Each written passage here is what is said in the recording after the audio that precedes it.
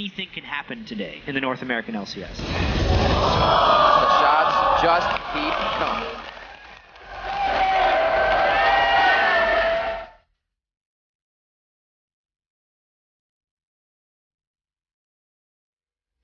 The Zonias, and here comes Dyrus as well. Robert actually now's on the wrong side of the fight.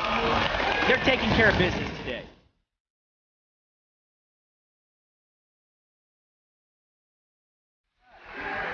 Yes! Swing taking gigantic damage.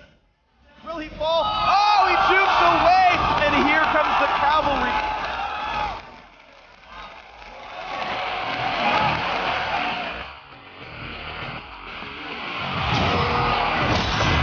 He's going to lose most of his health. Nice save by Shifter, who flashes the wall. Oh, wow! 2 kills for Dignitas. He doesn't make that a third. Big battle. And it was all crumbs right there.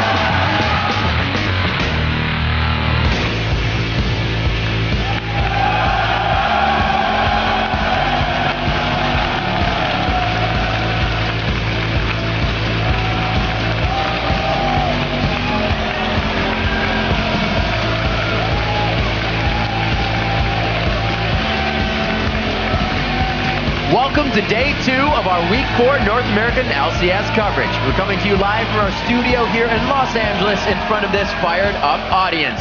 Happy Father's Day. We are teaming up for another exciting day on The Rift. I am Rivington Bislin III, and beside me are the godfathers of the League of Legends, the daddy of Deep Vision, Joshua Jat Leesman, the grandpappy of Ganks, Sam Colby Hartman Kensler, and the big padre of puns, David Freak Turley.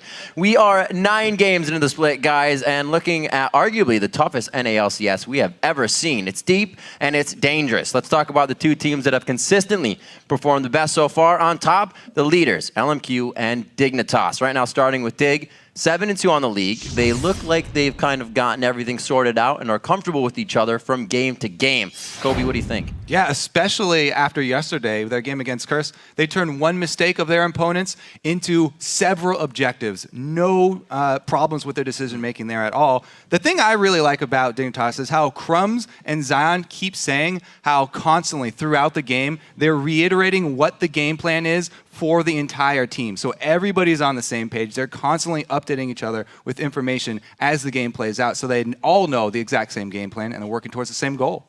And honestly, it's worked so well for them. I think they had the best roster changes of all the teams here on the LCS, right? Everyone's gelling so quickly, and for some teams it's been a difficulty. For these guys, they immediately fit right into the crew. And the fact that also everyone just knows their role because they're so good individually.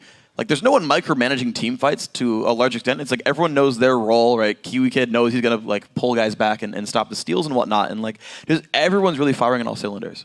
I think one of the big things for Dignitas as well is just outside of the game, Scar being a full-time coach and then also having a full-time analyst for both macro and micro gameplay, I think are having a lot more impacts, especially early on in the season. But the one thing I'm hazarding against is we've seen Dignitas go on winning streaks before, and we've seen them start splits well, and they've pretty much always fallen off as they had historically lacked a lot of motivation in just sticking with it. So they have to worry about having that happen again. All right, that's Dig on the books. Let's switch gears over to LMQ, the real feel-good story right now. They're winning with class and teamwork and quickly becoming a fan favorite. Jet, we'll stick with you. What do you think? Yeah, I mean, these guys started the season absolutely fantastically. LMQ kind of just plays as a team better than most. Even when they're down in games, they are finding ways to win.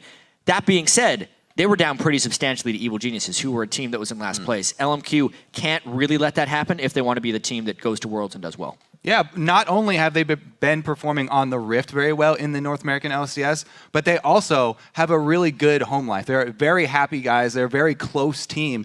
That not only makes it very easy for fans to gravitate towards this team, but also it provides a great practice home life for these guys, and it's a great environment for them to study League of Legends in. Yeah, speaking of them adapting and being in their environment, like I just love how they're adapting to living in America, right? They're all learning English, I mean, good luck like learning a foreign language and like going and like answering questions of, in an interview about the video games like you're playing. Like, I'm incredibly impressed by their growth as people. And in general, talk about LMQ's in-game performance. They're the only roster that has had no changes in the last 3 months. Everyone's had a sub or someone's been out for a little while, and the fact that they've continued to gel means that they're sort of like the most acute right now. But it does mean that other teams, I think, have more room to catch up. I think that other teams will accelerate and catch them faster than otherwise, but LMQ can, of course, keep growing.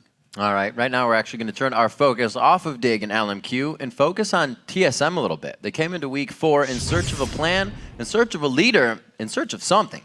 And they got a huge boost with a large dose of some El Loco Doco. So, Freak, do you think this worked out for him? I think it absolutely did. And you saw the results yesterday. TSM played really well. Loco Doco's been a great influence in the team. The fact that he comes from the Korean scene where they've done the pro gaming houses, they've done this sort of environment for a much longer time, and he's got that experience is going to help them train properly. And he's got a lot of top-level experience as well to help them get better at the game itself. And on top of that, though, you've got to realize that Cloud9 right now is not the best measuring stick. They're having a really off start to the season. Just saying you beat C9 doesn't necessarily mean as much. So you still have to see TSM beat other top teams to know if they're really up there. Right. Yeah. Well, beating C9 right now might not be the greatest litmus test for the new TSM. There are some very immediate changes that Loco has instituted that have had a positive effect on TSM. We could see them play with more confidence yesterday, maybe due to the social media blackout, maybe just due to the team having another person to talk to, an impartial third party. And then also the improvement in vision. Starting out with that Sightstone actually really helped them out, and Amazing was able to add a lot more utility and add a lot more information for the rest of the team. Yeah, I feel like TSM's back in business, honestly. Even when they lost to LMQ in what was a very ugly game, I feel like those were fairly easy to solve problems for them. And I really do think even just the addition of Loco Doco as someone to take some pressure off of Glebe. Glebe can now focus on his actual gameplay. He'd been missing a lot of bindings, he'd been missing a lot of hooks, but he played really well on Thresh yesterday because he didn't have to worry as much about picks and bans. The in-game strategy had been pre-planned a little bit, so they didn't have to make it all up during the start of the game. And I think mechanically TSM has and always will be one of the best mechanical teams in North America. So with a little bit of coaching, I think they're top of the table. All right, that's the story on TSM. Moving forward, EG making headlines this week by sidelining their veteran jungler Snoopy to give Korean jungler Helios a tryout. Kind of seems like subs are something that's really affecting the North American LCS this summer. The team suffered a heartbreaking loss to LMQ if you watched the game yesterday, but they looked strong early. How would you grade Helios, Chad? I'd probably start him at about an A- for that first game, because he had a very impressive early game moment for EG to pull them ahead against LMQ, but then they still couldn't close. And even if they're saying, let's find fights, even if they're trying to bait around Baron, they didn't do any of those things successfully. Obviously, it's a short moment of time, so that's why he still gets an A, even if it's an A-. I just think he did very well in his first opening, but there's still room for improvement. All right, Freak. For me, I'm going to be a little bit less nice. So obviously, there's a lot of reasons why it's going to be hard, right? Joining a new team, actually his English is great, so he's actually leading the charge there as a shot caller, but his individual plays are good. He's obviously a very strong player, and the voice he brings to the team does help. But the fact that he couldn't close out the game, either by lack of knowledge himself or by lack of ability to lead his team, whether it's 1 week or because it's going to change later on, though right now it's less than that. I would give him a mid-B, something like that. That could change, but right now it's not all the problems solved. I think he had a spectacular opening. Not only did he apply a lot of early game pressure, but this shot calling issue, he's making a lot of good shot calls. We're just grading him right now. We're not grading the whole team. This is a lot on the other guys working with Helios and listening to him and trusting his calls. He was making some calls that you'd see pings go down, and the whole team didn't necessarily react to those calls. So really, I think it's on the whole team to actually build that trust with him. He's only been here a few days, I think this guy had an amazing showing considering he just got over here. All right, gentlemen, thanks for the final thoughts on Helios. We're going to now take a look at some of the plays you were all calling out on Twitter with the hashtag LCS Big Plays. Our first comes from Dignitas versus Curse. At Jealous7 writes, the double culling really setting up a perfect Baron. Huge play by Cutie Pie. Here's your number 3. Boy got himself in a really bad spot. It does cost him inhibitor. Oh, the goal! He gets it! It's special! Oh, he got himself killed as well! I figure with Braum coming from the Freljord, he wouldn't get cold so easily. Ooh, that was kind of good. That was all right. I'd say it was a pretty Brahms Give that play. one a B+. My next one comes from COT versus Complexity at Fire Element 6 says, Bubba Dub with the revenge kill showing the power of mustache affinity. Here's your number 2.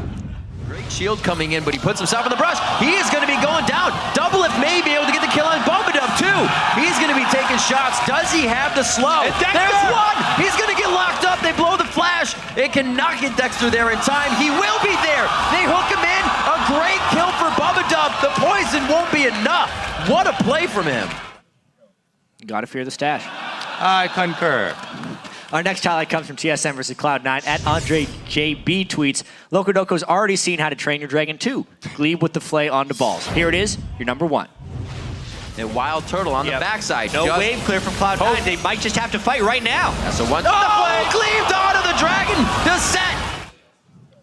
Some players will always be affected by the flay going onto the Shyvana, namely St. Vicious. We got to remember these special St. Vicious flays, and it still keeps coming. Glebe puts them up this time, so keep your eyes peeled for more of those high-octane moments. Share them with us at LOL Esports. Use the hashtag LCS Big Plays. Can't forget that. Taking a look at the standings. And first, as we mentioned before, it's LMQ and Dignitas. In third place, it is CLG, and sharing fourth, just one game back, are actually Cloud9 and TSM. Then in last place, it is a three-way tie between Complexity, Evil Geniuses, and Team Curse. But we've got 4 big games for teams to shake up the table today, starting off with Team Curse versus LMQ, followed by Complexity taking on TSM. Then CLG will square off with Evil Geniuses, and in our final LCS game, it's Cloud9 battling it out with Dignitas. But stay tuned for our North American Challenger Series for a best-of-3 semifinal when Team Coast and Curse Academy take to the Rift. Then warm up those Twitter fingers, because today we're asking, what's the most surprising development in the North American LCS and why?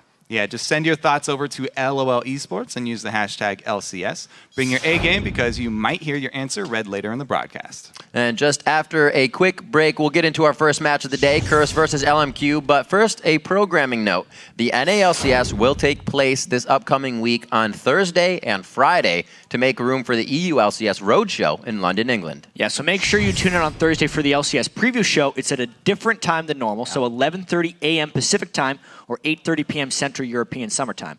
But on our way to break, check out one of our favorite preview show segments, The Last Hit. These teams ready to get into our second day here in the third week. It's a very interesting choice. We'll have to see how his spear accuracy does this game. Hai is going crazy with these spears right now. Double if not safe. Oh my gosh. And Hai is just playing fantastic on Italy. Holy crap. How many are they going to land? Hai is an assassin right now. And he keeps landing the spears. That was a spear. That was a shot. This could be game. You can hear the crowd absolutely loving these spears coming in. Oh my God, Rip, I have to see that again.